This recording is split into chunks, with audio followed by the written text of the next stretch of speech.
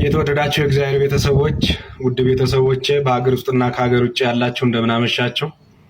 ዛሬ እየላችሁ የመጣሁት በትላንትናው ዕለት በደብረ ገነት አረርቲ ማርያም ቤተክርስቲያን የተደረገውን ሐዘን ከብፁዕ ቅዱስ አቡነ ማትያስ ጀምሮ ብፁዓን ሊቃነ ጳጳሳት የሐዘን መግለጫ ሰጥተዋል። የመንግስት የመምሪያ ክፍል ኃላፊዎችም በየበኩላቸው የሐዘን መግለጫ ሰጥተዋል። እኛም በየድርሻችን ይህንን ሐዘን ትላንት አይተናል። በዛሬው ዕለት ስርዓተ ፍታታቸው ስርዓተ ቅብራቸውን ለመፈጸም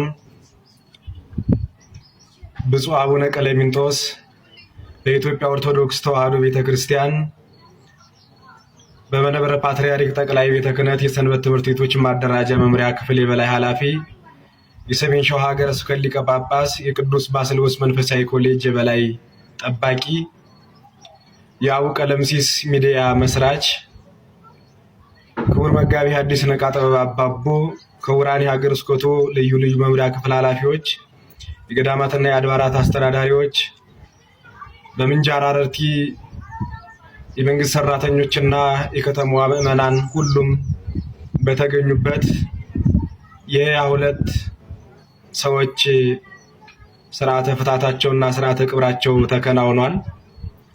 42 ያህል ወገኖቻችን ደግሞ ከባድ አደጋ ደርሶባቸው ወደ አዲስ አበባ ሪፈር ተጽፎላቸው ሄደዋል።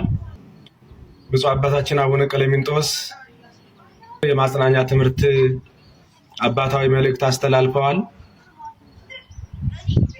በሐዘን ለታደሙት ወገኖቻቸው ደግሞ ክቡር መጋቢ ሐዲስ ነቃ ጥበብ አባቡ ትምህርተ ወንጌል ሰጥተዋል።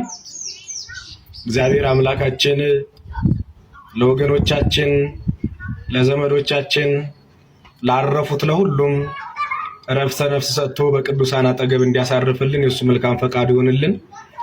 ለዘመዶቻቸው፣ ለወገኖቻቸው፣ ለቤተሰቦቻቸው መጽናናትን እግዚአብሔር አምላካችን ያድልልን። ሐዘኑ የአንድ ሰው የሁለት ሰው ሐዘን አይደለም። ሐዘኑ የሁላችንም ሐዘን ነው። እግዚአብሔር አምላካችን ይህም ቤተ መቅደስ አሁንም በሰላም ተጠናቆ ቅዳሴ ቤቱ እንዲከበር የአምላካችን መልካም ፈቃዱ ይሁንልን።